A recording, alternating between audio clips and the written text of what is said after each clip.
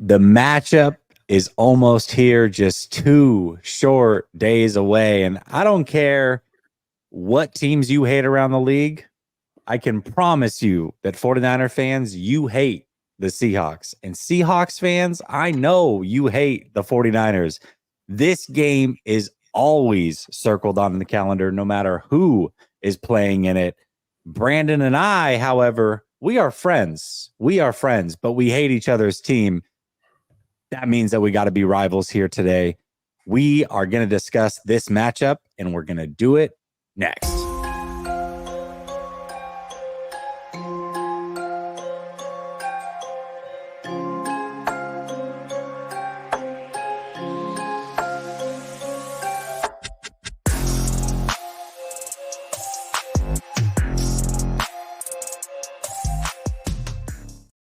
All right. Welcome back to Last Second Sports, where we are giving you our take down to the last second, and it's behind enemy lines on a different day for a couple reasons. One, the 49ers and Seahawks play on Thursday, so we got to let this show marinate. And two, I've got a hurricane staring me directly in the face in about 24 hours. So we got to get this thing tapped out, on deck, ready to go. Brandon, my man, just so everybody knows in the chat, I don't know if he wants me to say this, but I'm going to say it anyways. It's Brandon's birthday today. Happy birthday to you, Brandon. Thank How you doing, my man? How you doing? Well, I'm doing great, and it's as always, it's a birthday-like day for me to get a chance to chop it up with you. I'm glad that we're not going to have to tie you to a tree like I hear some people do out there down the south with hurricanes, and have you just, you literally got the strap and you've got the microphone and hair's blowing and beer's going this way, we don't dodging cars, but getting that analyst in, getting that. Did you ever see that video where like the guy's trying to put off like there's a major storm and he's like fighting with the wind, and then 2 guys walk by in shorts and a t-shirt like right behind him with nothing going on? So they've had a few of those moments. There's the moments too where the women's out there and the people are like, one guy's like gliding in the background. People troll, so it's hilarious some of the stuff they come up with. Oh man, well dude, we've got a heck of a matchup on Thursday, and it's coming at a time, man, where injuries are an issue. Right. And we're going to get to that in a minute. But I do want to know, because the Seattle Seahawks started off very strong, 3-0. And I know outside of the fan base, a lot of people are like, oh, they're frauds. Look at the quarterbacks that they played. In the last couple of weeks, they've come back down to earth with having a couple losses. But I think a lot of that does have to do with injuries. I mean, they've been decimated on the defensive side of the ball. What is the pulse of the fan base right now after these losses? Are they feeling it? Are they pressing? Are they still confident? Like, where is the mindset of this fan base at this moment? I think that there's definitely an element of the injuries coming in here that people are putting it a part of that, but there's also a little bit of a feeling of a rechecking, I think, of expectations, and not in a bad way. I mean, this as well, as the fans are so impatient at times and wanting to see things, and in your guys' fan base, you probably have as much a reason because you're in the window. You better be impatient when you're in that sort of Super Bowl window. But with us, we're trying to get into that sort of ascending status and find our footing, and it's a new coach. And so after the first 3 wins, we went, wow, this is actually going to come together really fast. We're going to have an opportunity for this to just click, and that he's not going to take the time we thought he was going to need to take. It does feel a little bit like maybe this is going to need to take the time it is going to take. I think the injury stuff does come into part, but I'd say it's one of those things where it doesn't have to be mutually exclusive. Both things are true, where both the injuries have held us out. But I think also we're seeing some now kinks showing up the past couple of weeks in the way that this is unrolling out. And so it's making us kind of have to go, okay, let's make sure we're back in that pocket of understanding this was a year about patience. This was a year about being hopeful, but also understanding if it doesn't go perfectly right, that there's good reason for that. Yeah, absolutely. And I think the 49ers fans were in an interesting spot too. I mean, right now it's win a game, lose a game. Well, lose 2 games and then you win a game. But the 49ers haven't put together back-to-back wins all season. And they've been in these situations where it's like, okay, you're playing a bad Cardinals team in division. Respect to them. They beat the 49ers, 0 excuses. But on paper, the 49ers are better, and they were at home. They should have won that game. They blew a lead. The Rams, same situation. That one, they were on the road, but we know that that's basically a home game for the 49ers. I mean, I was there. It was like 70-30 49ers fans. Rams team depleted. not a good Rams team. 49ers have a good lead.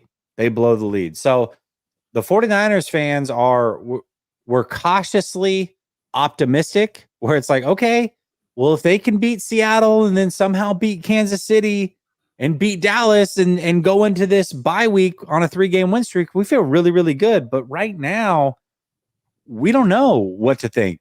This team has started out tough in the past, Brandon. They've started out 3-5. They've started out 2-4, and they've battled out of that. But the difference is this: in those years where they started that way, they've had some wins within the NFC and or the division. This year, they're 0-2 in the division.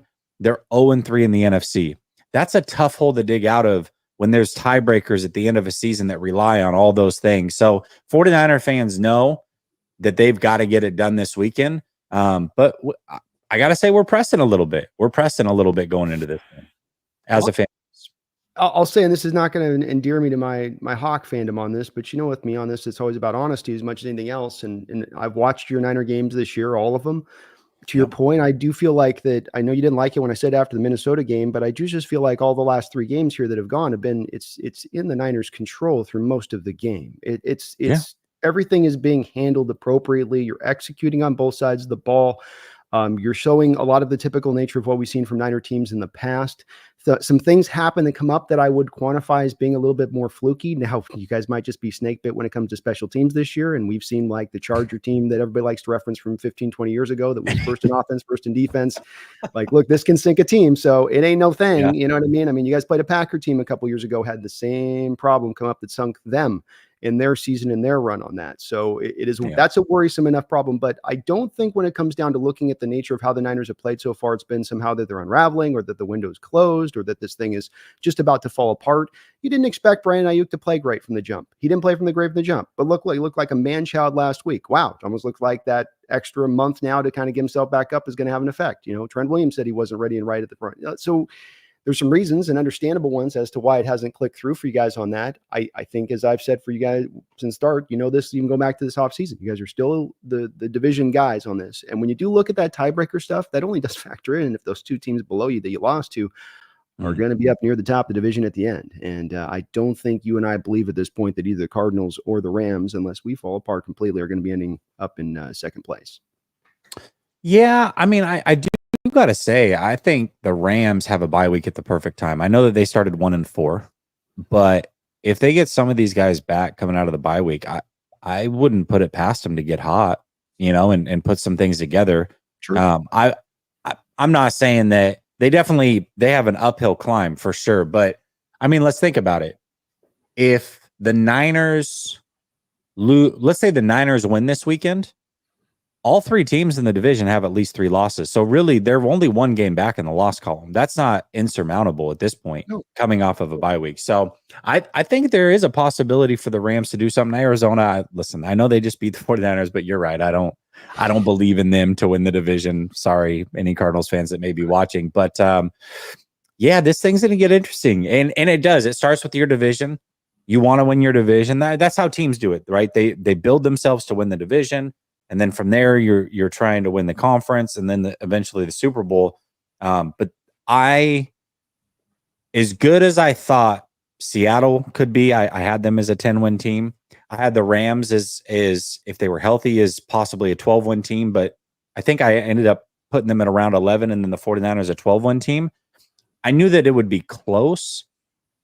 I didn't know that I didn't feel going into the season that anybody could actually take the division from the 49ers. And right now, I think anybody can take the division from the 49ers. I know it's early, but that's just the way that I feel about it. I mean, make a great point as far as the Rams having some ability to create some dangerous stuff down the road potentially. And we'll see if those injuries come back. I mean, Kupp, Nuka, when they come back, are they going to be at 100%? A lot of those injuries, you're resting, you're not training. They are big parts of the offense, and certainly they get acclimated fast once they're back with Stafford, because he didn't take a minute to figure that stuff out. But I have wondered if that injury stuff would hold up for them. I do watch their defensive line and trotting out. They're doing this whole Kobe Turner, Braden Fisk double defensive tackle line thing at times. And in this past game, you guys were able to attack it a little bit. I've seen teams not hammer it as much, which is essentially they're throwing 2-3 techs out there on a given down at that point. Those guys are 290-ish a piece. you got to get downhill on that and not overthink it too much. I think when it comes down to even you're getting an 8-man box, because Braden Fisk will go backwards when you attack him in the running game. Even now, it's like I know our guy, over on the thing's going to go crazy with him, and if you watch him, it's all coming out of stunts. He's just twisting around the side on all of his pressures. You got 20 pressure, it's all stunts. Have him go head up and let me see him beat a guy with his little stubby arms. But don't let me get on that tangent. So save it for tonight, Brandon. Save it for tonight. I will save it for tonight. But I do think yes, the Rams do have that potential. We even got the potential if we could get healthier and this thing could slide together quicker. But you guys are still where you've been and you've earned the right to be there. And I think that you're not going to get necessarily weaker as the season goes along. I mean, Greenlaw is coming back at some point. And it does seem like Pooney's hit for you well on that line, which helps solidify some things on the offensive line for you guys. So, I think that it still is a deserved spot to be in my opinion. On this. And, the Rams get there. I just don't trust their health. I don't trust Stafford holding up for a full season. I really just, I just kind of something with that. I just don't quite, I do agree. They're a good team though. If they can stay healthy, then they're dangerous. If they get those 2 receivers back, then they're as tough as anybody probably in the division. I just feel like right now as a 49er fan, and I don't know how you feel as a Seahawks fan, but, on paper, the 49ers are one of the most talented teams in the NFL, even with some of the injuries they have. But that doesn't mean that you're the better team always. We saw that in the Super Bowl. And I think, we look on paper and we're like, oh, well, this, as we're looking at the schedule, well, that's a win. That's a win. That's a win. That's a win. I don't think that we're in a position right now, based off of what we've seen, to be predicting wins that are like for sure going to happen. You know what I mean? Like these games have been too tight. They've lost to some teams that they shouldn't have lost to already. Until they go out and prove it, I just don't think it's right to be like, oh, that's a scheduled win. That's a scheduled win. We're not there yet, and maybe eventually they'll get there. Maybe we'll make a turn going into the bye week and we'll come out of the bye week healthy and feeling good and riding a 3-game win streak. That is possible. And then we can start looking at scheduled wins and predicting this schedule. But right now I can't look at the schedule and be like, yeah, that's a for sure win. That's a for sure win. I got to see him prove it. I think it's a little bit of a symptom of what we're seeing across the league too, right, Jesse? Where after 4 weeks, how many teams were 2-2 in this sport? It's parity is always something in the NFL as a part of the game, but right now this year it feels like the volume is turned up as much as ever on that, and that seems to be affecting everybody. Where nobody's getting through that. Just maybe a couple teams are finding they're like a Vikings, where it's magical for them a little bit or whatnot, but everybody else is kind of just searching themselves. And to your point, you can't really predict off of that week to week because you just don't know, and especially if you come to like a Thursday night game on a short week, for instance, which is even more unpredictable at times. So I think that's a great point with it. It is about building to that best state of things. You guys played a long season last year. You're going to be a little tired. You have a little bit, maybe a little bit, but still dangerous as ever, I think, from their standpoint of it. And we got to take it from you guys. Nobody's going to give it to us. There's our opportunity to cross this division for anybody to step up, and nobody, again, to your point, that so far has really stepped up and taken the reins. Yeah, absolutely. Well, just so you know, there was a ton of people in the chat that wish you happy birthday on both sides. I put those up. I appreciate it. But there's also some super chats. Jordan comes in. He says, happy birthday, hoping both teams are somewhat healthy and it's a good game. Me too, man. I wish more than anything that every team could just always stay healthy and the best team just always won. I hate, and I don't even do it for the 49ers as much as I think a lot of fans would do, but I can look across the league and be like, well, that team lost because these 3 players were out. Like if those guys were healthy, they probably win that game. And I'm doing that with the Seahawks versus the Giants. I'm doing that with the Rams versus the Bears. I'm doing that, with the 49ers versus Minnesota. Like I feel like you can do that across the league and say, hey, I think if this team goes into that game healthy, they win that game 9 times out of 10. And unfortunately, that's just not the NFL. Depth really comes into play, and that's where we're at. MJ Seahawks also with the happy birthday wish. Thank you, man. Appreciate you guys on that. God's gang says with Nwosu back on IR. Did he land back on IR? I know he got the thigh injury, but thigh now. It's went from this to that to this to that. So maybe we'll get him back for a playoff run. I don't know. Anything at this point with Chenna going forward on this season is pretty much got to be looked at as pretty much cherry or bonus. Yeah, it feels like that way. Do you think that they'd look to bring in a free agent? Shaq Leonard is intriguing. Any other names to keep an eye on? I don't know if Shaq Leonard would be the first guy. I would go and push on Carolina heavily for Jadeveon Clowney. Mm, He's on a 2-year deal. that's It's a very small amount of a flip over to that side. They're not going to require, I don't think, a lot of draft capital back. You need reinforcements in the ranks here. He knows the system back to front, playing in it last year. I love Jadeveon's game. He'd be a perfect fit for what we need right now. yeah, that would be a great pickup for y'all. Kevin says, honestly, we made Danny Dimes look like a Pro Bowler. I'm scared to death about this game. Go Hawks. Yeah, I mean, I do want to say this. Danny Dimes has had a good 4-game stretch. The outside of the first game of the season where he looked awful, the last 4 games, he's actually looked really good.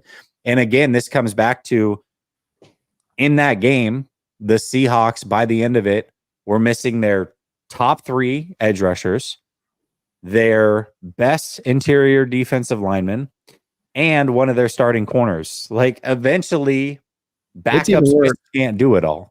It's even worse than that, though, because Leonard Williams was obviously not ready to go with that rib. He's out there a shell of himself. You also have Rayshawn Jenkins, who currently and will for this game against your Niners have a club on his arm. And there was about 2 to 3 times throughout the game where hands go around the ball carrier, hands slip off the ball carrier, tackle broken, and he's loose. So he's on top. Julian Love had a thigh thing he's still working through on the Detroit Lions game. Tariq Woolen also rolled his ankle at the end of the game. Don't know where his status is going to be. Don't know if we get Mafe back. Derek Hall also had a foot injury at the end of this game in addition to that. So throw it all in the pile. It's is what it is. Like you say, it sucks to see. Some teams get hit harder than others. It sucks you're 4 or 5 games into this year, and we already are missing, well over half. Feel like we're missing half our defense, or they may be out there, but out there in spirit more than out there physically. And it does. I'd love to come in here and be able to talk a lot of trash and to feel really great about where the team is, but hard, as you just said, on it to look at that on a shortened week on a team let's also remember this, they're going to be playing 3 games in 11 nights. You will be the 3rd game of 11 days that we've had to play a football game. Very, very hard to drum up that confidence in that point and coming into this game against your Niners, wherever you guys may be at in your season. Yeah, and I know, like, from a rest aspect, the 49ers really were done no favors by the schedule, but this is one where this was a favor done for them, because it is, you're right, three games in 11 nights, but the 49ers then after this have a good rest, but they play Kansas City off a bye, so they actually have less rest. Then they play Dallas off a bye. So, right now the 49ers are on the right side of this thing, but it's definitely definitely lucky on that. Yeah. And you guys get that first play schedule. That's what, you're going to drive at times, whereas we get the little benefit, a little bit of a dip on that. But I'm not a believer in where Danny Dimes is going at in his game. It may be a little bit improved, but you came into this game without Malik Neighbors. They have a guy like Bellinger at tight end, and Wan'Dale Robinson is basically the number 1 target. And as was the case with the Lions the previous week, it's what drove a lot of Seahawks fans crazy and myself crazy is this was a game stylistically very much like recent Seahawks games under Coach Carroll and stuff that you were lamenting last week on the roundtable, and just you're just lining up guys front 4 and expecting to get to done. You're not doing none of the intricacy that was being brought by McDonald against your Niners back last year when they came in and beat you guys. And it's something that I'm going to be watching for in this game is if he runs and trots out the same game plan we've seen the past 2 weeks against the Lions, trusting the front 4, not a lot of stack boxes, not a lot of seeming creativity to help these players out that are ailing a little bit, instead just trying to keep it simple and easy and getting slayed all the way around. They can run on you, they can throw on you, they can throw short, they can throw long. You're not creating any pressure, you're not causing any turnovers. It's bad all the way around. And if I see that again this week, I'm going to kind of wonder what's going on if you don't trot anything out close to what worked, the prior year on this. So it's a bit confusing on that part too. I'm not trying to kick Danny out completely on this, but we made it really easy on them. Yeah, that is interesting, because that was our whole conversation. It was like, man, you should be excited about McDonald, and he's a defensive wizard. He's basically the Shanahan and McVay, but on defense, and 5 years ago, and man, he's going to be doing some crazy stuff. And and even Seahawks fans, I remember when we were doing the roundtables, they're like, oh, just wait until they acclimate to his defense. It's going to take half the season, but once they get rolling, it's like, well, if your defense is what it's always been, and that should be the time to dial up things more than ever, because you got to help out guys when they're injured and you got backups in. I think that's one thing that I think the Cardinals did a good job of. I've been talking all year long about how are they going to generate pressure? What are they going to do? Man, they didn't generate a lot of pressure, but there were timely pressures they generated in that game because they showed crazy blitzes and they'd bail out. And it was just, they were all over the place seemingly. And it worked for a team that can't generate pressure with their front four whatsoever. So help them out. That's a weird thing to hear about McDonald and not doing that. It's blown me away, and it's been 2 weeks, Jesse. It's such a great point on your part. It's not to be undersold. This has been a problem for me. We go back to that Niners game a couple years ago. We walked into it, and I said, you got house money. Let it rip. What do you got to lose, Carroll? Don't just line up and play it the way. It's not going to work that way. It won't work that way. It won't work that way. And against the Lions, you didn't do any of that helping out that you talk about. None. You set him up there and put him in a position to fail. In this past week, in a lot of ways, I think you did as much the same thing. Yes, you can deal with injuries, but I came back to this on the side of it with McDonald not understanding this. And I don't understand it if he's not going to lean into some of this throughout the course of this year, where you have house money throughout the course of this year. Nobody's expecting anything this year. No, against this Niner team, if you come out and you're blitz heavy and Brock Purdy slays you down the field and he's dropping dimes and throwing over the top and moving out of that, and you were hyper aggressive and trying to get it done, and you come back out of it and saying, hey, look, we're down this, we're down that, we're down this. We're trying to overcome all of the points that you just made. Fandom goes, hey, I get it. You're doing what you can try to do. That's what you do. In the first few weeks of the season, it made sense when you had the prime talent out there on your front four to go get those guys, and they were getting the pressure, and you're leading the league through it with pressure and under 140 yards passing. It made sense.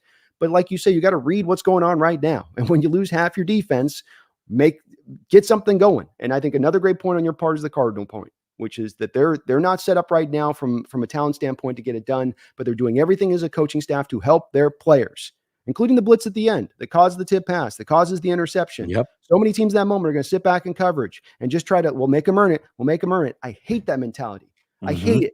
It's so on your heels. Take it to me. Let me bend over and just slowly give it to me. I hate it. Take it. This is supposed to be football. Get up on your toes and go hit somebody. Get up on your toes and get downhill a little bit. And if you get a hit over the top and it's a quick drive, so be it. At least you're not getting bled slow to death by a 13-minute drive. If I got to watch the Niners on a 12-minute, 17-play drive over and over in this game because we're trying to play it safe with a front four and drop deep into coverage, it's going to drive me effing crazy. And I won't understand it. And it won't make sense to me. And these modern NFL coaches, I know offense is down and all that, but there's so many of them that plays things so bloody safe all the time. And if you got the personnel to do it, fine. If we got the Legion of Boom and we can run it with the front four and cover three, then great. But if you don't have that, read the room and understand you don't have that.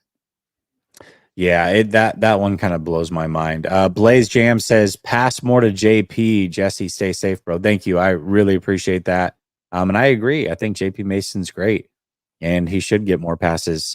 Concierge with Nolan. Jordan Mason, JP okay. Mason. Okay. Yeah. Concierge with Nolan says, happy birthday, Brandon. Appreciate it, guys. Very kind of you. Mo Maggot Yalvin says, every team has looked sloppy and underprepared in 2024. Not the Vikings and not the Chiefs, but you're right. I mean, it is definitely a strange year for sure. All right, we've talked about. They got to get practice going. They got to get more practice in the offseason and more OTAs or more padded practices to get these players better prepared, or the product's going to continue to look like this every time they start the years off. We talked about the injuries, so we'll skip that one there. But let's talk about this game and what it means. I think, Seattle's coming off of 3 straight wins, like we talked about, followed by 2 losses. They're at home. I don't think Seattle ever wants to lose back-to-back games at home. But the 49ers don't want to lose back-to-back games again, and they are 2-3. So if the 49ers lose and fall to 2-4, 0-3 in the division, 0-4 in the conference, with Kansas City staring them down, coming off of a bye week, I'm going to say you can stick a fork in us. This is a must-win for the San Francisco 49ers. Yes, absolutely. This is a must-win for the San Francisco 49ers, in my opinion. Do you feel the same way for the Seattle Seahawks? Do you feel like this is a must-win for them?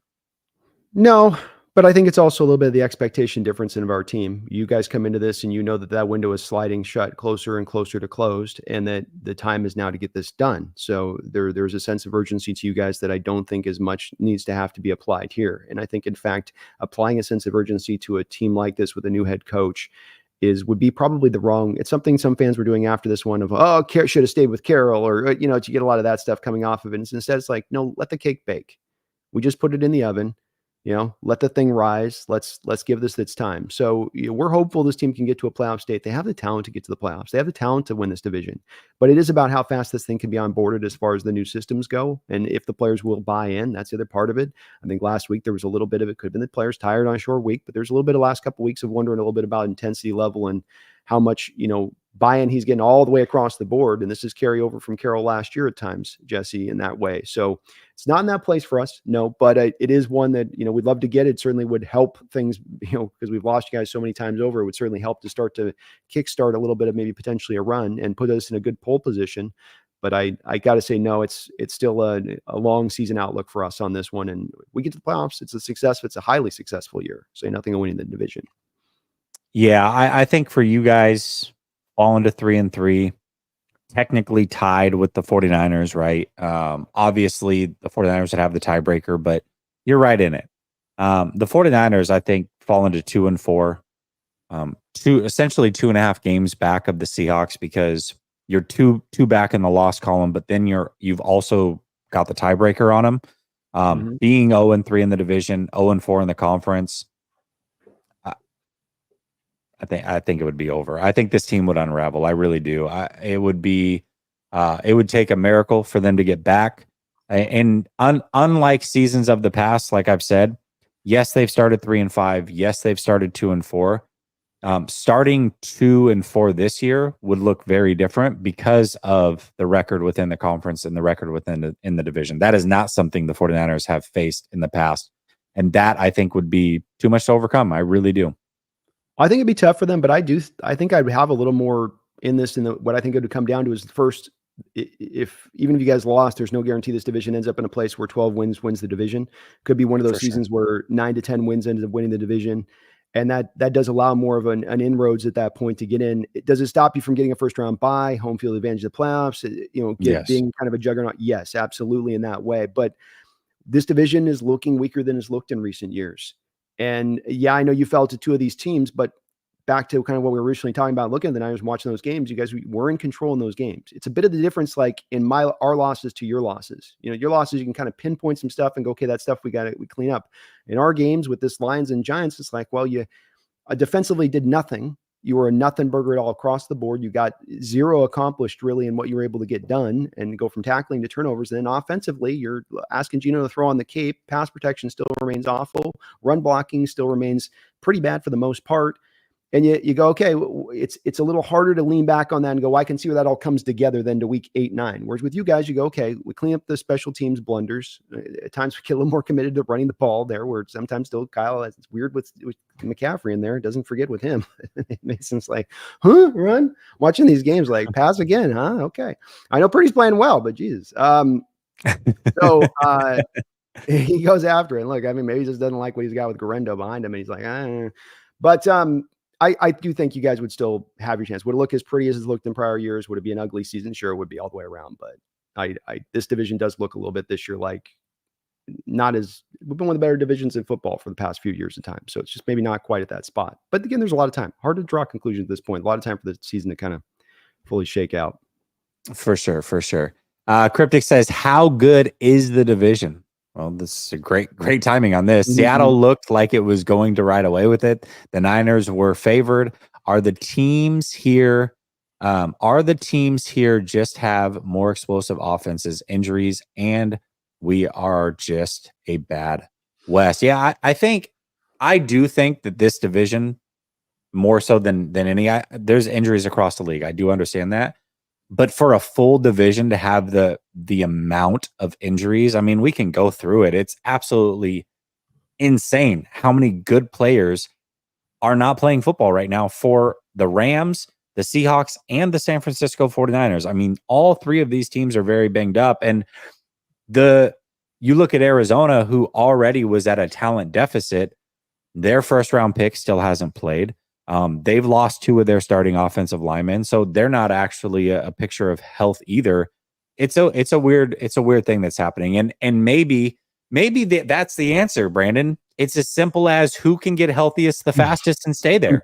That might be the answer, really. We're all hitting the D-Day beach Jesse, Yeah. and the thing's dropping down and we're all just running out and it's about who can just literally not dodge the bullet, but not get hit by the onslaught of bullets coming down from the top of the German tower, It's, Seriously, man. It's crazy, man. This is very Hunger Games right now. It's absolutely insane.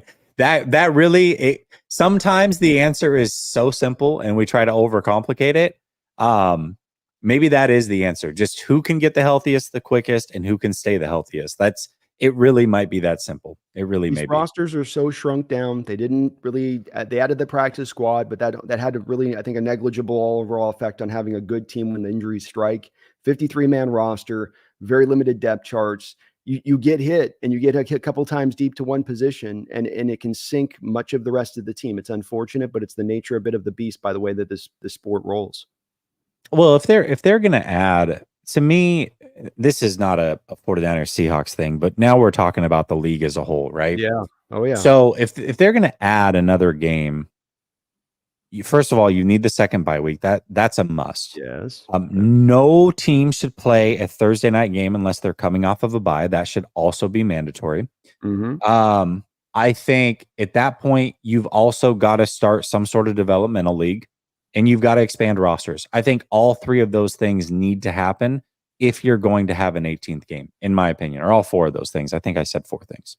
100% agree with you, because also in tandem with this is the fact that the last two CBA negotiations that have gone on between the teams and the owners, the players have not made money the front of the line is issue that they want to deal with. Instead, it is about less practices, less padded practices, no more 2-a-days. That gets removed out, but there was a reason that you did that. Anybody that's ever played football understands how much of a pain in the butt it was going into August out in the middle of the heat and banging around there and putting your body on the line. But you've got to build up that toughness in your body. It's a callus, as the coaches like to say. And right now, these players can't build up those calluses. And this is a bit of why we see so many injuries too, not just from a need to get the depth side, but to have the players prepared. So to your point, if you're not going to do that stuff, if that's never coming back, then you've got to find another way to offset it. And I like your ideas. I think that those would be easy solutions to be able to apply here if the NFL could just stop checking its pocketbook every 2 seconds when it comes to these decisions.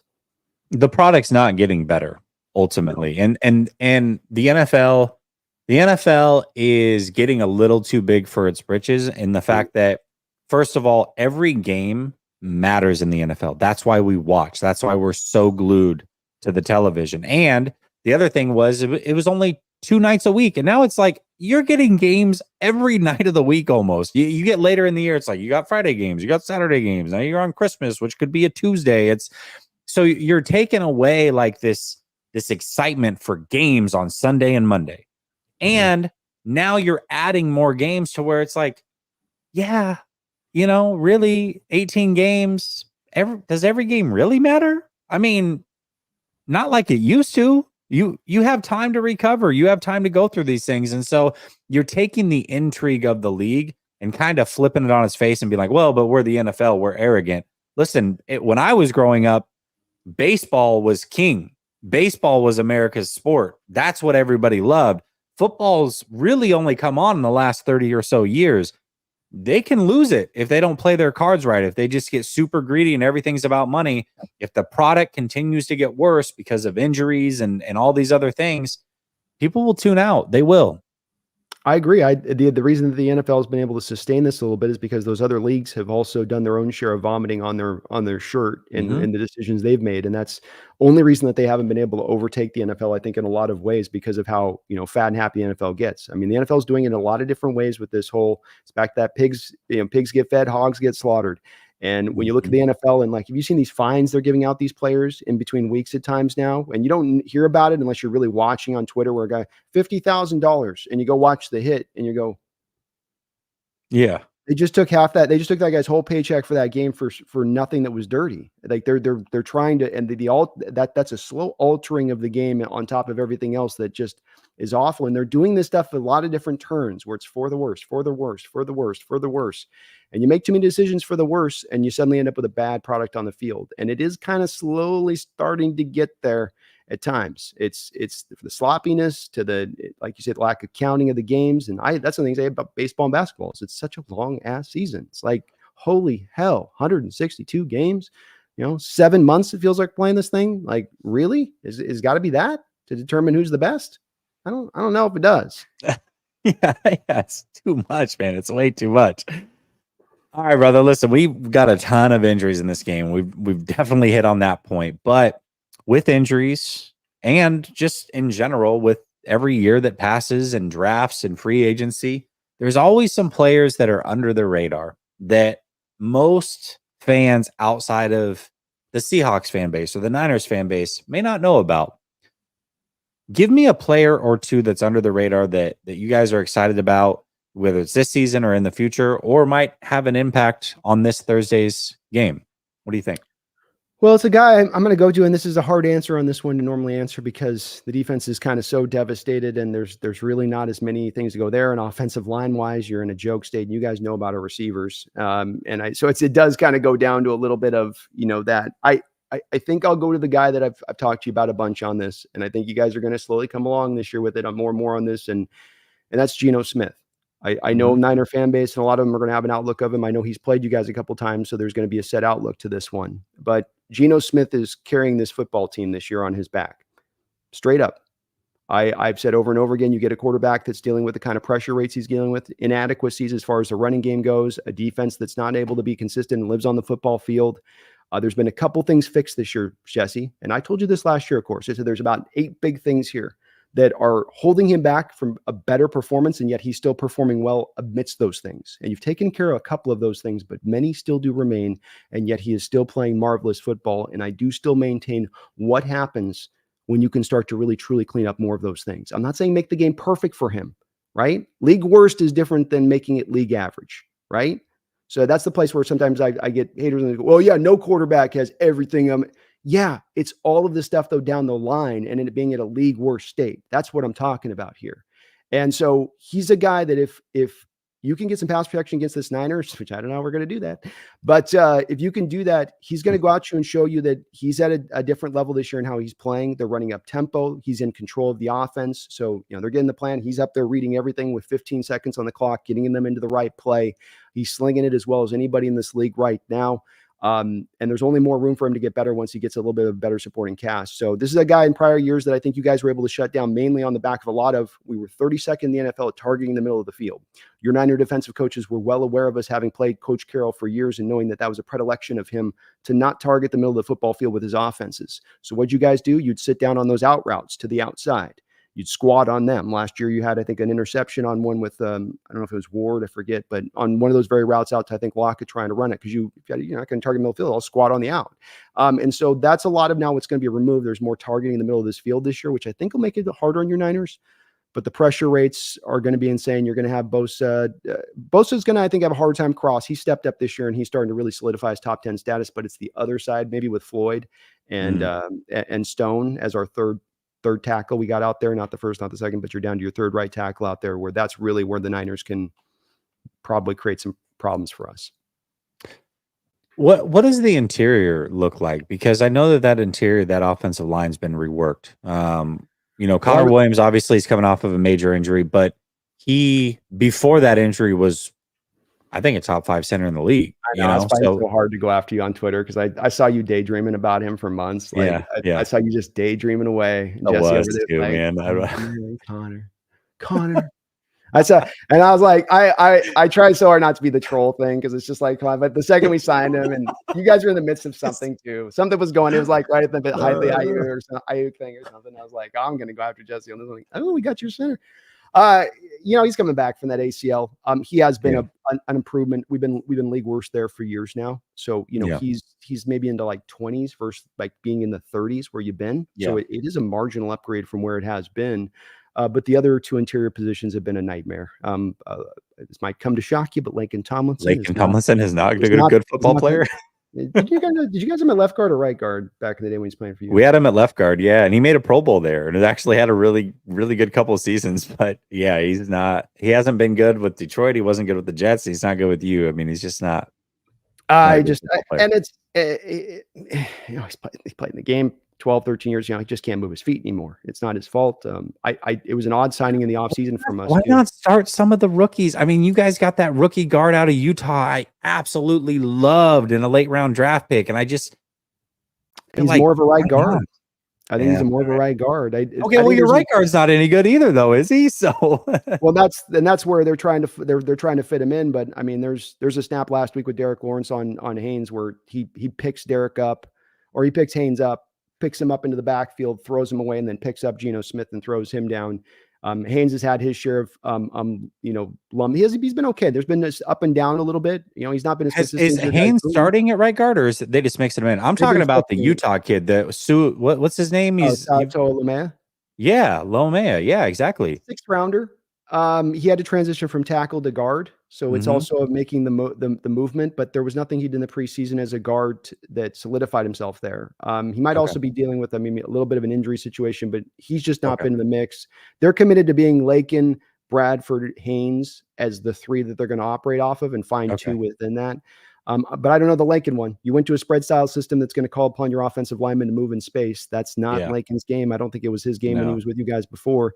And Haynes when you watched him back, I had to go back and do like that second take you do after you get the guys drafted. You go back and do another deep dive on him. And the thing you did see with Haynes at the right guard is normally those right guards are going to be maulers in the way they roll. He's more, if I can put it, kind of a finesse right guard, where there's more catching and angling, catching and shield blocking, using his feet to motor around things.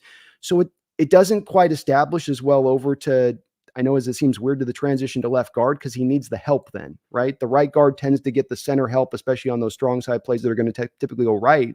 So he kind of needs in the run game then the help from that center to get any kind of drive. And if you put him on a left guard, those 3 techs, that tends to be the one-on-one. That tends to be the one where those guys are going to have to hold up, and especially in the ground game, you're going to have to get push on your own to make it happen. And so with Lincoln, you can kind of see the math they're doing there, where what you do get with Lincoln is an ability to push guys off the ball. He's just a nightmare pass protection, nightmare moving in space. But then we come back to the Seahawks, weirdly don't run the ball consistently this year so far. So it kind of doesn't, it doesn't make a all lot of make sense. sense right now. Yeah, it doesn't all kind of, the math doesn't math right now a little bit. Yeah, I think for the 49ers, two guys that might be under the radar that are going to have to step up big. You talked about the run game, and I think statistically you look at the 49ers and how many yards per game they give up, and you're like, oh, that's a good run defense. But we did this last year, 49er fans, and we know in watching the games that when teams commit to running the ball, they will eventually run the ball with efficiency against the San Francisco 49ers, okay? So with that being said, Greenlaw is out still. Hufanga, I believe, is going to be out as well. He just very similar to Uchenna and Wosu, where it's like we're so excited to get him back off of an injury, and then as soon as he's back, he got hurt, and then he came back again and he got hurt again. It's like, dude, this guy, he's just bitten right now by injury bug. And so if that's going to be the case, then that means the rookie and Malik Mustafa is going to have to step up big, safety position. And I think a young player, a second-year linebacker, and D. Winters, who I think is very similar to Greenlaw. Now, I'm not going to say that he's going to reach the heights of Greenlaw. It's way too early for that. But as far as his style of play, his physicality, just the way that he attacks the ball, runs through people, gets pumped up after plays, like you see a lot of similarities. And let's not forget that Dre Greenlaw's breakout game is a very memorable one against the Seattle Seahawks. Maybe D. Winters can duplicate that. But I think those are two players that are going to play a lot of snaps this week. And I think these are two players that are going to have to play well if the 49ers are going to come out victorious. So those are the two guys that I'm going to go with this week that Seahawks fans may not know about. But number 53 and number 6, keep your eye on them. I think that those guys might have something to say about this weekend's game. That Winters hit on McBride last week, and poor McBride coming off the prior week where Concussion, I know. He got just destroyed 2 weeks ago. Yeah. And then Winters lit him up last week. I mean, that was a hell of a hit. And I've been liking Winters since out of TCU days, man. I've been rolling with Winters as one of your picks. I like that year coming out. So I like your comp with it. I don't think it's out of control as a comp for him and how he can play. And he's really fast. And the Niners know how to use those kind of linebackers. That wide 9 thing is where we come back to the run defense stuff with you guys. And obviously, I know mobile quarterbacks got you guys bit on the butt last week again with the Kyler Murray first touchdown run where he hadn't pieced you guys out on that one. But that wide 9 stuff, again, as you watch the team and then you watch the counter that comes down to it, where it goes, okay, wide 9. Okay, it's the Cardinal team that can run the ball with Connor. That's a hard day at the office. All right, now what are we going to do? Okay, well, here comes the safety, and we're going to commit down to a 4x4 up around the box. And so now you start to put things a little bit more in peril on the back end as far as throwing a lot of more one-on-one opportunities with your corners and receivers on the outside. And you're doing that in large part, to me, kind of countering it back because you have the natural gaps that do exist there in that wide 9 alignment. It's like, well, you're countering this because of that, and then you're putting yourself in perilous shape because of this. We kind of do the similar stuff to a smaller degree where you'll see those. I've lamented it. It's in the NFL now. It really requires gap integrity from the guys coming downhill on the backside. It's really less about those guys in the front like it used to be now. And you get those 2 defensive tackles aligned like, this, and then the wide 9 guys out here, whether they're standing up or putting a hand in the dirt, like your guys put a hand in the dirt, ours guys will stand up. But that is you put a Buick through those holes naturally. And I look at it and I go, I wonder from a defensive coordinator position, Jesse, and maybe you got an answer on this one, how do you expect your linebacker drive, the safety then to drive in the gap before you've had the downhill push, especially if you have duo blocks at the point of attack on a power? If I go at one of those spread out defensive tackles, duo block, you get pushed, we're coming quick down with it. Unless you're anticipating it and reading it prior to the snap that it's going there, it's like, that's a freebie 3 to me. And I don't, and to me, what you do then is then you do try to cheat, you do try to force. And now here comes the wide stuff opening up, and it becomes this sort of push-pull game that doesn't have to be created in the first place. I know the wide 9 worked right before, but it worked great before when you had Eric Armstead and DeForest Buckner and Bosa out on the outside. And you had those, you come back to, again, you want to trust the 4-man stack, then you need a 4-man stack from hell to make it done, to make it go. But that's going to be the key in this game, Jesse, is can we attack with Walker, who's having a great start of his year? Can we get into those gaps? Can we attack into that area? Can we stay committed to it, which has been a problem this year? Yeah, I think you bring up an interesting point, and I think this is where teams struggle against the 49ers. Teams that come in and try to go horizontal on the 49ers, that's not how you beat the 49ers. You got to go right at them. Yeah. You got to go at them vertically in the pass game, and you got to go at them with duo, like you said, and get a power run game going. If you do those things, you're going to stay in the game with the 49ers. But the moment you start going sideline to sideline and start letting Fred Warner dictate it with his speed and Greenlaw when he's healthy with his speed, and the corners can tackle well, like you're dead in the water. You cannot do that against the 49ers. And I think the Jets had that game plan, and I think it crushed them week 1. And I think we came out of that game like, oh, maybe the run defense is pretty good. And then the very next week, it's like, no. Minnesota's just going to run right at you, and then they're going to go vertical in the pass game. And both of them worked. And so every single week when you've seen a team be able to execute and do those things, they've been successful against the 49ers. But if you want to go horizontal against the 49ers, you're going to lose that game, and the 49ers can boat race you very, very quickly. That is not how you beat the 49ers. You've got to go right at them, make those linebackers tackle, make those corners cover deep, and those safeties stay disciplined and in their zones and not, chasing the ball with some eye candy. You really got to make everybody play and make them play out of their comfort zone.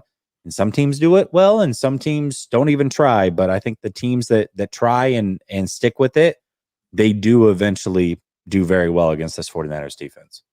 You got to stick with it too. If it doesn't work early, you got to stay with it because it's not an easy defense to get over. It's played still stout for the most part this year. Cardinals holes. It's just, like Cardinals did stay in. They had like 5 carries for 9 yards or whatever it was, or 9 carries for 14 yards or something stupid in the first half. And then it was like, oh, no. Now Connor's just going to take over the game because the defense is worn down, and they're just right back at him. And it was too much, man. They couldn't handle it in the second half, and Connor just did whatever he wanted.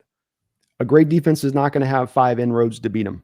There's going to be 1 inroad to beat them most often. And you guys have a legit, really good defense. They've earned that right the last few years, down Dre Greenlaw or not. They are still in that place. And that's what I agree. I do agree with you on this. I think that there's really a pathway of having to get this done. It isn't Gino going out and throwing 52 times in this game. It isn't going out and trying to throw a little West Coast offense, 7-yard throws in the game on that. It's, I think, like you said, power run game, hit your deep shots over the top when those opportunities present themselves.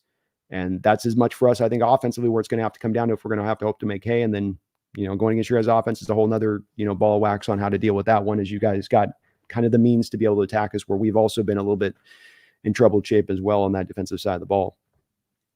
Absolutely. Wi-Fi, ask and you shall receive, but make sure that you're not blocking anybody without me saying it's okay. And you can remove spam from the chat. Anybody that's going personal at anybody in the chat, you can definitely put them on timeout, but do not block anybody without running it through me first. But yes, ask and you shall receive, man. You are now a moderator. Appreciate you. All right. Seahawks Gaming says Derek Hall, comeback player of the year. Well, he's got to come back this week, right? Like he's already hurt. He's got to come back this week, I think, to be in a conversation like that. But if he does and he continues to play at a high level, do you think that that's a possibility? I think he's just doing what it'll be hard to get a comeback player because I don't think he's coming back from being, bad. He just had there's a very long lineage of this, and something to keep in mind of if you run into your Niners doing the same thing, because it's something that the data on this is very firmly established, Jesse, going back 10 years. If you look to specific second round edge rushers, there is a large amount of names that don't do much in the first season, but then the second season they come back around and they can kind of hit the ground and roll. And that this happened with Boye Mafe. It's happening now with Derek Hall. It's just, you have to be patient with those second rounders versus maybe a first rounder where you're like, he better start out doing some stuff, and so it's a weird thing, that whole nothing, you get nothing in the first year from him, but go look back, folks, at second round edges taken over the last 10 years. And indeed, I think the high that you get on a second round edge that I found was like 4.5 sacks in their first rookie. That was as big as I could see, and not really good run defenders on top of it. So takes a year to develop. Sometimes it's a hard position to learn. And unless you're a freakazoid that's just got some insane kind of skill coming into it, it's going to take a bit of time, but he is a really good player. We've got our edges set for the future, and Hall and Mafe, guys that can be up in that 13, 14, maybe even 15 sacks a year, while then also giving you good run defense in addition to that, where they're stout on both ends of it. Love the upside of both of these guys in the future. We got hits with both of these two players, which is the most important part here. And certainly in both cases, those are guys that I think are going to be kind of in that perennial Pro Bowl level. I'm not calling all pro necessarily, but perennial Pro Bowl-ish level. And if you can stack two guys to the inside for the future around them, we're going to have a hell of a defensive line. Yeah. Unfortunately for Seahawks, neither of them might play this weekend. They both might be out, or excuse me, on Thursday. They both might be out on Thursday. Leonard will play, but I don't think he's. Leonard will, but Mafe and Hall might both be out. Yeah. I think they're going to run Mafe and Hall out. But again, even if these guys are run out there, how healthy are they? And then how much are they diminished by the fact that they're not 82%, 83%. Going against a really great Niner team. I mean, hard to beat Trent Williams as it is as Mafe. You're going to go out there as an 83% Boye Mafe against Trent Williams. That's probably a long day at the office. For sure.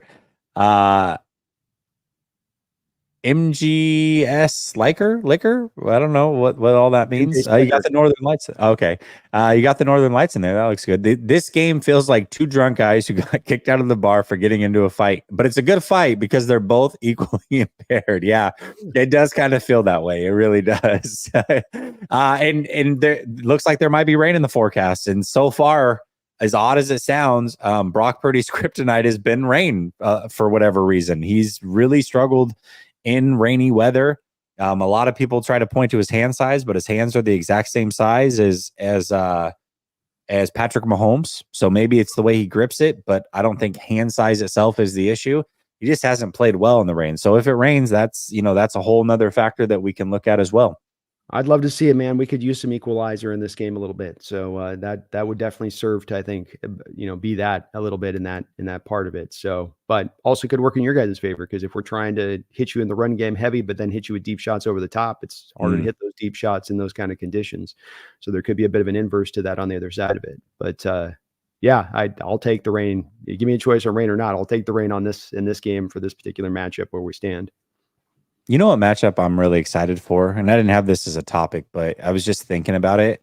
Mm-hmm. There's a low-key rivalry happening between Charvarius Ward and DK Metcalf. I'm excited to watch that matchup again, because last year, Ward certainly got the better of him, but I think DK is excited for this game. I think that this one's going to be a fun one to watch. I'm really excited to see those two go head to head at parts through this game and see who's able to come out on top. I think it's a fun, even matchup, and I think it's just there's a lot of competitiveness, a lot of physicality in that one. I'm really excited to see how that matchup shapes out. I am as well. I think the interesting part I'd ask you about on this too is how does Tre'Davious Ward do when he's put into slot? I don't. This is what's interesting. So Charvarius Ward isn't somebody who's traveled a lot in his career, but last year when they played the Seahawks and the Eagles, so the bigger body receivers, they had him travel with those guys. Now, obviously, new defensive coordinator, so maybe he won't travel there. So maybe we just might get the matchup a few times throughout the game, and we'll have to be excited when we get it. But if he travels, I don't know that they'll have him travel to the slot. That could be interesting. Is DK running a lot out of the slot this year? That's been the new two things they've done. There's three main things they've done differently from DK, because prior what you do is you'd line him up as an X. So the X receiver is always going to get pressed. So that always lend itself well into helping Tre'Davious lean into what he wants to do with DK, like you say, which is be physical. You know, I don't have him as a Z off the line or in motion, so I can get the hands on him. And then if you did have safety help over the top with a cover two, you could roll that pretty easily off the press and trail coverage. You know, you always got that bracket in place. But what they have started to do now is more motion, and they've started to do more from the slot. So the touchdown that he had in the Patriot game where he took the top off the defense for a big play, he's in the slot. Against the Detroit Lions a couple weeks ago, you have Carlton Davis following him. Carlton Davis goes in the slot, and I asked this question because a lot of those outside corners don't want to play slot. And he cooked him up. He cooked DK on a route on Carlton Davis into that slot, took the top off the defense on the very same kind of play. So it'll be interesting to see how the Niners decide to play that. Yeah. But it is a bit of an interesting, it is a cool little wrinkle that Grubb has brought, along with putting him in motion, along with running DK on drag routes. You know, it always used to be just getting him up the field there, and there's not at times making a point of emphasis to really target him and treat him like a true blue one, like you would. And there's more of that going on this season, and we're getting more out of DK because of it. Yeah, well, and Demo, I think, is our best corner, and so I think the 49ers would be smart to just let Demo take that because that's where he plays. He does play that slot corner position. So I if I were the 49ers, I wouldn't let them bait Charvarius into traveling into that slot. But if they do, I think it'll be a lot of fun. And what's interesting about it is, like I said, we didn't really see Charvarius travel last year either. But all of a sudden, when they played Seattle, he did travel, and it was like, oh, okay, this is something new. So I'm curious to see if they break that out again this game. I know Charvarius Ward is very vocal, and he will ask for certain matchups, and that's kind of what happened last year, and they obliged. I wonder if he'll be asking for that matchup again, and if that's the case, yeah, I'm curious to see if he does travel in the slot as well. Interesting. I'll also JSN, man, he's starting to put it together, at least from the little bit that I've watched. I think he's starting to become a bit of a threat. So you've got three really good receivers right now that if the Seahawks want to, and they just want to go pick on Isaac Yiadom, let's say this weekend, or excuse me, Thursday. I keep saying this weekend. On Thursday, then they can do that because they've got three receivers that can really make this thing happen. They really can. And Jason's coming along. There's still some blemishes in spots. Big brutal drop last week as we're, before the kick gets blocked on a third down play, he's got a drop for a first down there that keeps that drive going and probably puts you in a position to go get that touchdown. There's been a couple of drops in there. There's been some good plays on the other side of it. They're still at times finding the exact plan to how to use him, but the talent is there and he is capable. Lockett is still getting it done out there and finding a way. And you do get to feel really with Lockett and Geno, especially. These guys have now, thrown with each other for 5-6 years here. Geno started for 3 years, but he's also been here 3 years prior to that. And they've got that chemistry and connection you get a little bit of through time with quarterback to receiver when they played that long, where there's just throws Geno's able to make to Tyler, back shoulder throws where he just puts it to a spot and he just knows Tyler will be looking for, and the corner has no chance on the play. It's not even really Tyler's getting open. It's just that connection is so strong right there between those two guys and their understanding of how to play with each other, which really does stand out and has helped in Geno's ascent, despite what might be holding him back as far as running game and pass protection. The receivers are legit, and his connection and his ability to work with them is legit as well. JSN had a play last week that's not going to show up on the stat sheet whatsoever. But what play I'm talking about, where he goes deep and he just acts like he's going to catch the ball, and all of a sudden the two defenders converge on him and like try to hit the ball away that's not coming his way. Meanwhile, Geno Smith is running 30 yards downfield. It was such a smart headsy play by him to just even fake as if the ball was coming his way. That's not usually something you see out of a second-year player, and those are the little things that I do appreciate, where it's like, man, you did something that nobody in the world, unless they're watching this game, is going to know that it happened, but it helped potentially win a game. Now, in Seattle's case, they didn't win that game, but you get the point. He's making game-winning plays even when the ball's not coming his way, and I think that's pretty cool to see for a young player. Can you tell them a little bit on the other side of that, as we're talking about receivers? Can you tell the Seahawks fans, who, as a guy that they've seen come through, but when he's come through before, it's been just a sample size of snaps, and they've had him out there really to run block in prior years on this, but really the ascent has been staggering of watching Jennings really come up this year and not just be a functional fill-in receiver, not just be a competent guy. But I mean, geez, he had a one-handed catch last week where it didn't count, fall out of bounds, but still had no business reeling the ball in, had no real opportunity to reel it in, and still found a way to last week. He's a real threat for you guys, even though you haven't had poor Ricky Pearsall able to get out there this year for you guys, your first-round pick. Yeah, Jennings is he really is the glue guy on offense. I mean, it's interesting because Fred Warner on a podcast 2 years ago was asked by Richard Sherman, who is the best player on the 49ers? And this is, you're talking about a stacked team. Okay. His answer was Jauan Jennings 2 years ago. It was crazy. It was like, what? Jauan Jennings? But what he meant by it is like, he's going to be consistent. He's a phenomenal blocker. If you throw him the ball in a big time moment, he's going to make a grab. If you give him a 50-50 ball, he's going to outfight the DB for that ball. He brings a physicality to this offense and a swagger to this offense that is tough to replicate and duplicate. And looking at it right now, I'm not going to go as far to say that Deebo Samuel is washed. Deebo Samuel right now, though, is a shell of himself. And we'll see, because Deebo Samuel is 29 years old, 28, 29 years old, and he's played a physical brand of football. You wonder, can he carry that into his 30s like most receivers can? His brand of football is not the same as most receivers. And so maybe the wheels are starting to fall off. I'm not, like I said, I'm not going to go as far to say that he's washed, but it doesn't look good right now. Jauan Jennings has really ascended. He's only out there for about 60% of these snaps when everybody's healthy. He should be out there all the time, in my opinion. I think he's done enough to earn being out there for 90% of those snaps, 100% of those snaps if possible. A lot of people have already pushed him past Brandon Ayuk. I'm not going that far. I think Brandon Ayuk has started out slow, but Brandon Ayuk has been very consistent. Brandon Ayuk just had a great game last week, and I think kind of made some people ease up on him. But Jauan Jennings is a very, very good player in this league, very capable player, and he can hurt you in a multitude of different ways. And if the 49ers had won the Super Bowl last year, Jauan Jennings would have been the MVP of the Super Bowl. So he is a big-time player, absolutely. Yeah, he's been impressive every week. And you look at Deebo, it is that situation coming down the line too after the season where there's going to be some tough cuts needing to come in from the Niners in a couple of different directions. And you can't help but think that that's one of the places that they'll start with a little bit, because you're going to have to make some cuts. And I think they're going to do some of that advanced math you just did on, the lay of the, he was sort of the McCaffrey before the McCaffrey there in the usage at times with Kyle on some of those playoff runs, especially, which you can't blame him, and like that Packer game a couple of years ago and on the road where it's just Deebo. But, you do pay the price down the road of that a little bit. If the Niners had, I'm not trying to gaslight you here, Jesse. If the Niners had, I did this last week, T, and I know I did. If they had drafted an offensive lineman and then drafted Pooney in addition to the offensive lineman with the first round pick, what would the record be right now versus what it is? What would the record be at the end of the season versus what it's probably going to be? Honestly, I don't know that their record would be different because Kyle Shanahan doesn't play rookies unless he's forced to.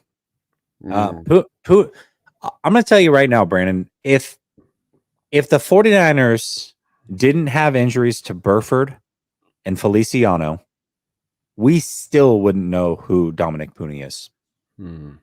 I would almost guarantee it. Pooney would be on the bench, and we'd be hoping that he's good in the future, and we'd have no idea what the 49ers have waiting in the wings. They just wouldn't have it. Jordan Mason, he's been on this team for 3 years. You're just now hearing about him. We knew he was good. We knew he had 64 carries at like 5.6 yards a clip or whatever it was, or 84 carries at 5.6 yards a clip coming into the season. We knew he was good at running the football, but Kyle wouldn't let him onto the field because he wasn't a good blocker, and he wasn't a good route runner, and so he just didn't touch the field, even though he was way better than Mitchell as a runner. That none of that mattered.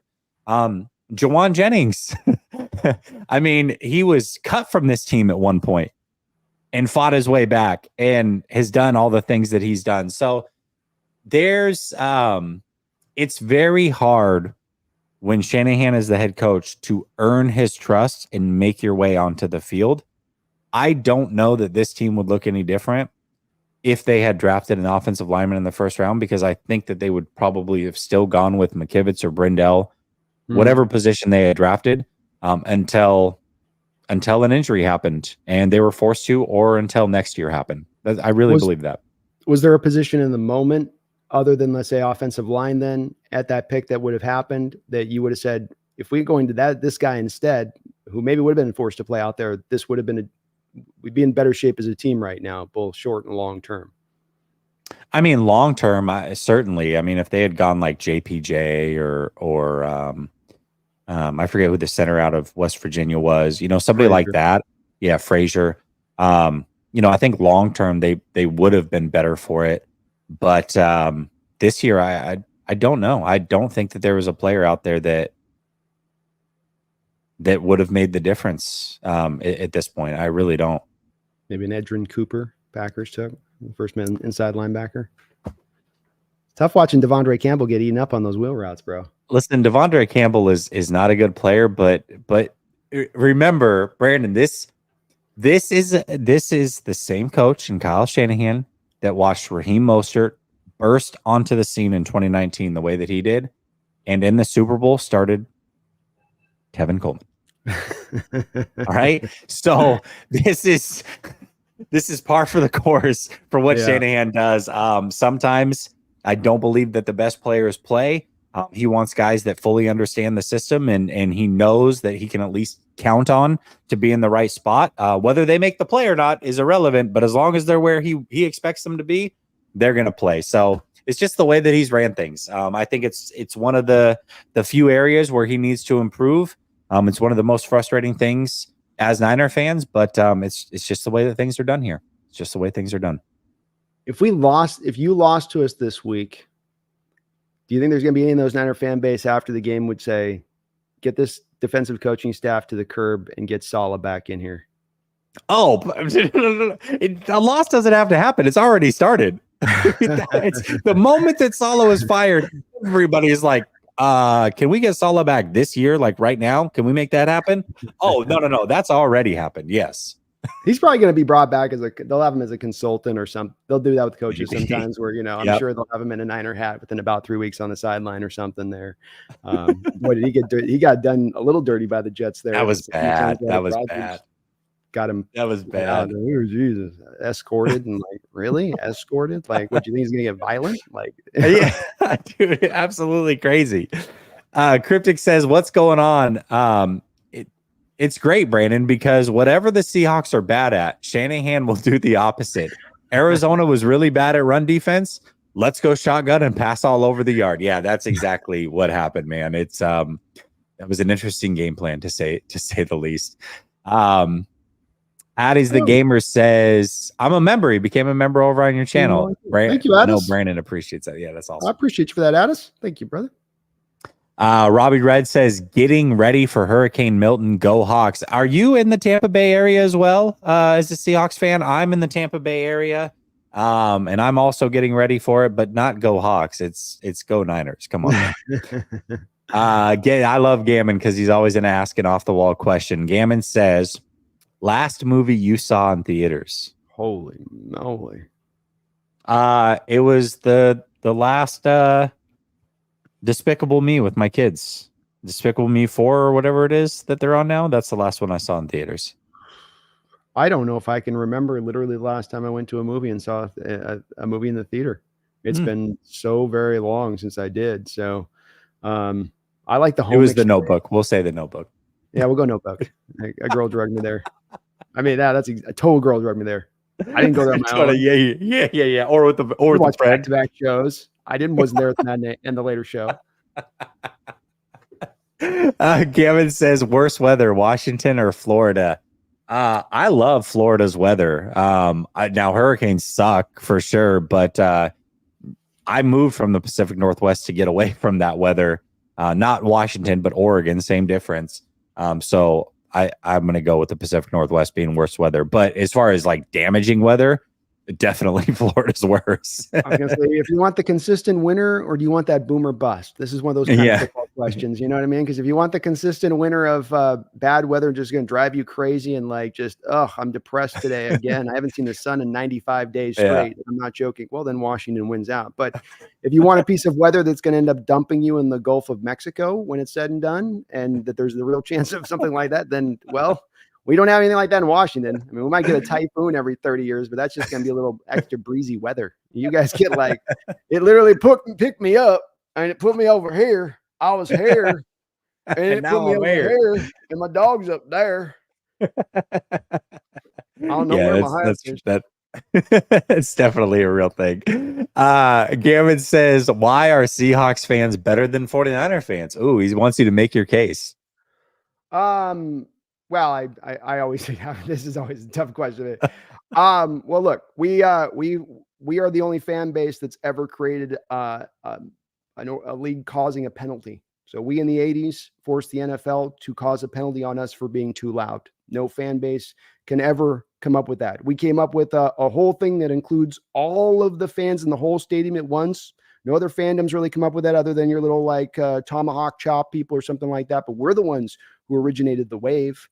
We set an earthquake. We're the only fan base that literally has set an earthquake by how loud we've been. If you want even more corroborating evidence, but if that's not enough for you, we sent a Guinness World Book of Record. And then the Chiefs came back and cheated, by the way, to then set the record and go over the top of us because our mic was on the field. The Chiefs put the mic right up into the mouth. In fact, the back of the throat of one of the fans right into the stands. So they got a little closer to overtake that record. But to me, the record still ours is legit. So there's 4 points right there as to what makes this a little bit of a difference maker as far as a fan base go. Hell, we retired our fan base. We were so good. Our team retired a number to us. We were so loud and so effective. Well, that's a good case, man. That's a good case. The only thing I can say to dispute that right now off the top of my head is I grew up in the Pacific Northwest. I lived there for 35 years.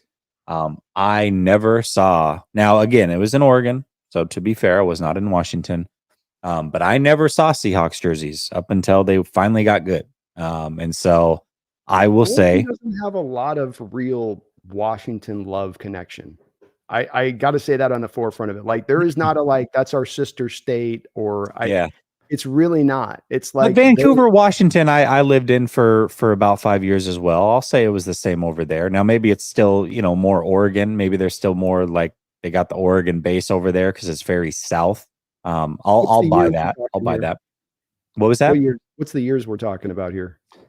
The years that I lived and or worked in Vancouver would have been 2006. So that's right. 2006 Super Bowl. To 2000. Actually, no, 2004 to 2009. 2004 to 2009. So it's lower on the corridor there at Vancouver, but I mean, 2005 when I'm in that city and I was up and down that area for work and all of that stuff. And, from where I went down to the Tacoma up to all the way to the north end on it, Seahawks took that place over in 2005. I mean, that was our first Super Bowl we went to, at that point. And that was still very much reverberating, even on the back of it throughout the state. So, I mean, if there's a bit of a point there, there's a fair weather fan base. I don't know. I don't think that, they're pretty. And when it comes to as far as geographical spread, We go all the way up to Alaska. We go out to Hawaii. We go out to Western Montana. We've got big parts of Idaho that we are more Seahawks fans than everything else. And I've been in person in all those places to test to this and speak to the people myself on it. So it's, I lived in Montana. I lived in Western Montana. So it's like way more Hawk fans than anything else over there on that side. Maybe Eastern Montana is different. I think there are more Vikings on the eastern side of Montana, but we got a pretty good geographical spread as well on top of local. Yeah, I think I also think 49er fans can take over a stadium like most cannot. I mean, even Pittsburgh, that's the one that actually impressed me the most. When they were marching, first of all, after the Saints game in 2019, and they were marching down the streets, and that was an amazing thing in itself. But when I went to Pittsburgh week 1 last year, and Steelers fans were like, we've never seen an opposing fan base take over our stadium like this. Like, congratulations to y'all. You did a good job. I was like, all right. Pittsburgh is a storied franchise, and it's week 1. Everybody's excited. So that made me have some pride in being a 49er fan for sure. Yeah, no, that's very impressive to be able to pull that off. It's not easy, especially in Pittsburgh place like that. Those tickets are on backup, I'm sure, as far as seasonal tickets and all that stuff. Mo Maggie Yalin says the most on-brand outcome for both teams is a tie. Well, Mo Maggot, it's almost like we paid you to be the guy who flips over the segment, because we have gotten to this point in the show. And listen, here's the thing about Brandon and I. We always set a time before we go live of how long a show is going to last. And we even skip topics, and somehow we could literally talk for 3 hours every time we do a show. But I'm not going to let that happen tonight, because I've got hurricane preparation and this man's got a birthday to celebrate. So I'm going to skip a few here, and I'm going to go to the end and say, we need a score prediction. And Mo Maggot's saying, hey, let's just make it a tie. That's the way that we're going to do this thing. Which I'll take a tie. We can just do bet right now. We don't need a loss. How about we go tie and then no play? We just save the players. Everybody gets healthy. Go to the next now. And I wish I had more confidence coming into this game, Jesse. And I still am very supportive of the direction this team's taken. They finally have, I think, fixed a variety of things that had been issues with this organization for years, from the front office to the coaching staff. And those things have been fixed, but Rome's not been built over. It wasn't built overnight, and it's not going to be built overnight with this. And if we came into this game healthy at home, I'd say that we could take your Niners, because there is some vulnerabilities this year, but we're not healthy. There's half of a defense is out. Leonard Williams with his rib, multiple edges. Byron Murphy, our first round pick, will not be playing in this game. I think both of our inside linebackers are dealing with some kind of injuries. The club on the hand of the safety. Tariq Woolen may or may not play in this game. You look at how light you are defensively, and then how bad the defense has played against legitimate offense. There's not legitimate offenses, but at least somewhat challenges the past 2 weeks. And you go, well, how are you going to withstand that against an Iron team that can both run the ball and pass, that can do creative things, that can hit you in a variety of ways? And that's the part I come back to on this game, is I think against your defense this year, I think our offense can score its share of points, but I think your offense, I don't know how we stop them. We can't stop Daniel Jones. So I think you guys probably hang 30 on us. I think we probably score like 21-23, something like that. But I think it's probably a touchdown win for you guys the way we're playing, unless something remarkably different turns. Now it is again, just let's add on to this. These Thursday night games are quirky and weird. Road teams take it in the shorts over and over on these kind of games. Yeah. Now it's a short flight for you guys, so it's not as much a going cross country thing, but harder to predict these kind of games above all else, I would say, just as a kind of maybe asterisk to my prediction. But if it fits to form how it's played so far this year, even with your guys' bumps, I think it flows like that. Yeah, I think, right now the 49ers offense is stopping itself. Between the 20s, they're arguably the best offense in the league. I mean, statistically, that's kind of bearing out as well. But right now they are at, I think, 40% touchdown rate when they reach the red zone. It's bad. I mean, they went from literally first in the NFL to one of the worst teams. And it's been all year. I mean, I've been talking about it. This is now my third week in a row talking about it. Going into the Rams game, I said, hey, they're 50%. Then they came out of the Rams game 50%. Then I'm like, hey, going into the Patriots game, they're 50%. They came out of it 50%. And I'm like, hey, guys, we're going into the Cardinals game. They're still at 50% touchdown rate in the red zone. And they went 1 for 6. So, listen, they've been beating themselves in the red zone. In your opinion on that, So conventionally, it always comes down to that you get inside the 20. It's about how you're running the ball effectively. But Mhm. there's sometimes the question I have with Shanahan about the commitment level, which sometimes can come and go at times with him. So with this, which of those two do you ascribe that to? Is it the lack of staying with Mason getting down there, or getting too cute, or is that you just aren't running as well down there inside the 20? I think it's a little bit of both. I definitely think that at times they're getting pass happy in the red zone. And I also think that things tighten up a little bit. And so Mason hasn't maybe been as effective in the carries he's had. I mean, he did have a fumble last week in the red zone, his first career lost fumble. But there are also times where, dude, they're getting inside the 5 and they're throwing 3 straight times. It's like, Mhm.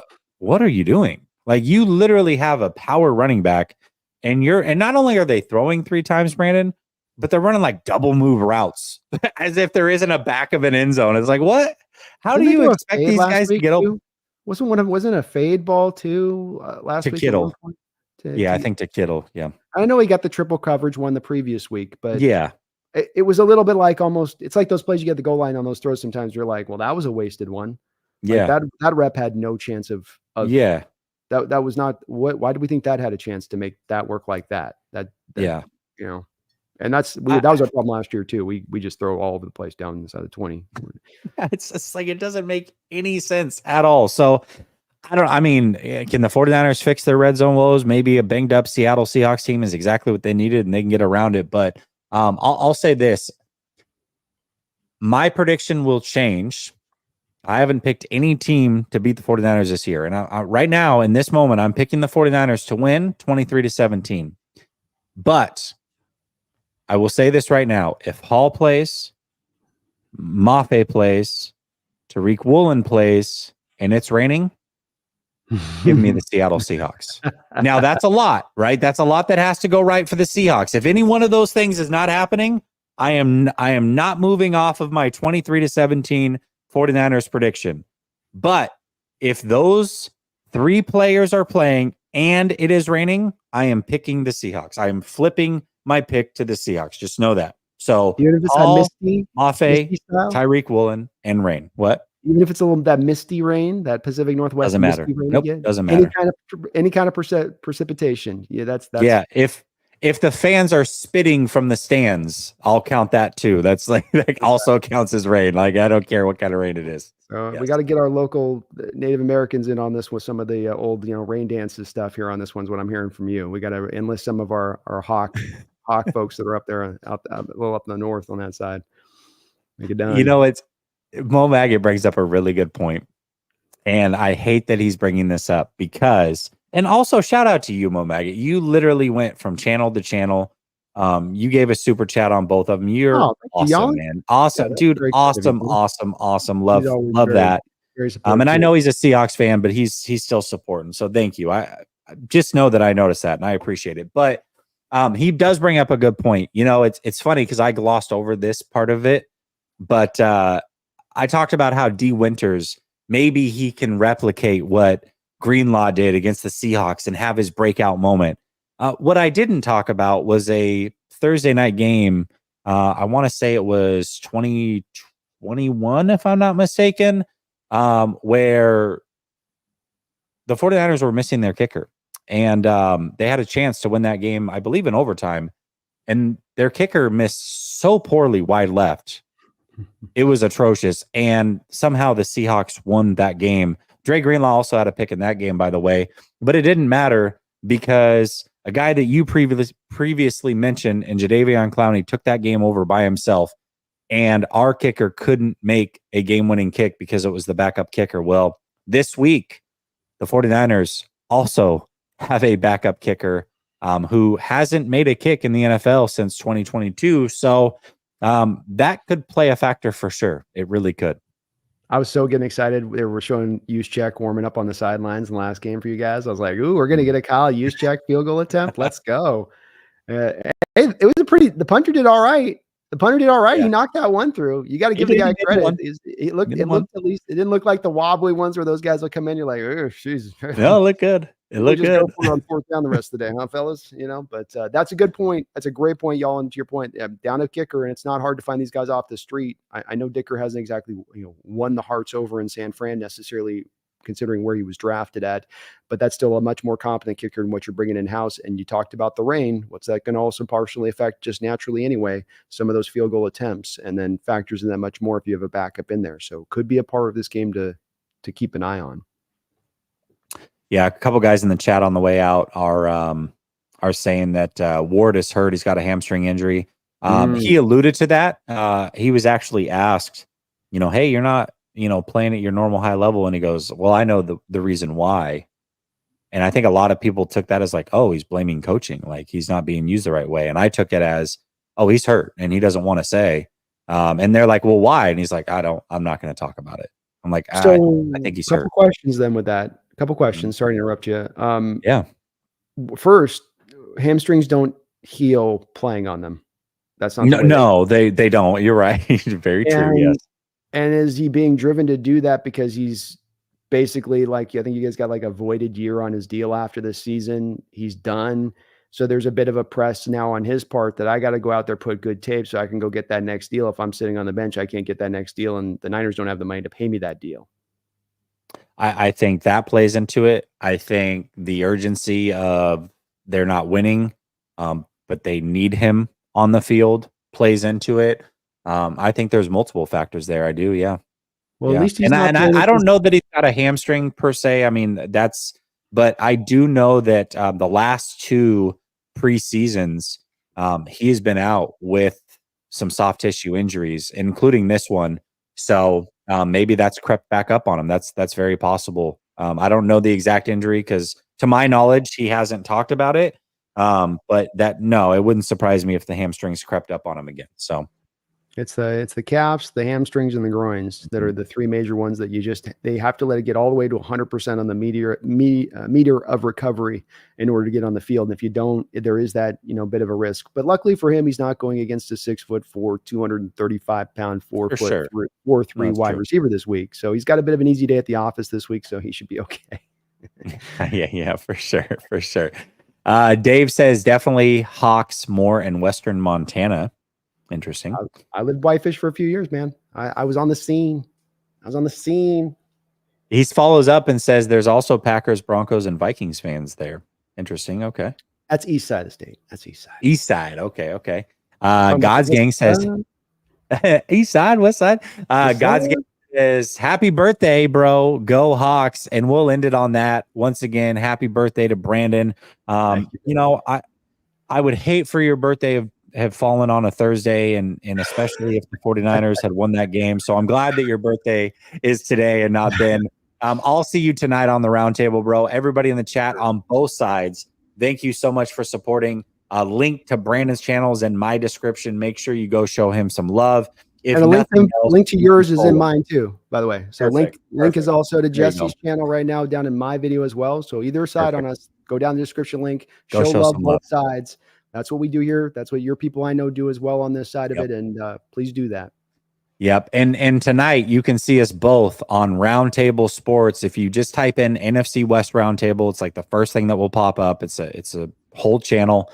We're going to be going tonight at 9 p.m. Eastern, 6 p.m. Pacific with the whole division. So come support your team. 49er fans, God knows I need it tonight. It's not going to be pretty for me. I think there's going to be some tomatoes thrown my way. So please come and support the San Francisco 49ers and come support me. And until tonight, we'll see you then. Much love. Thanks again, Brandon. I appreciate you. Appreciate you having me on as always, Jesse.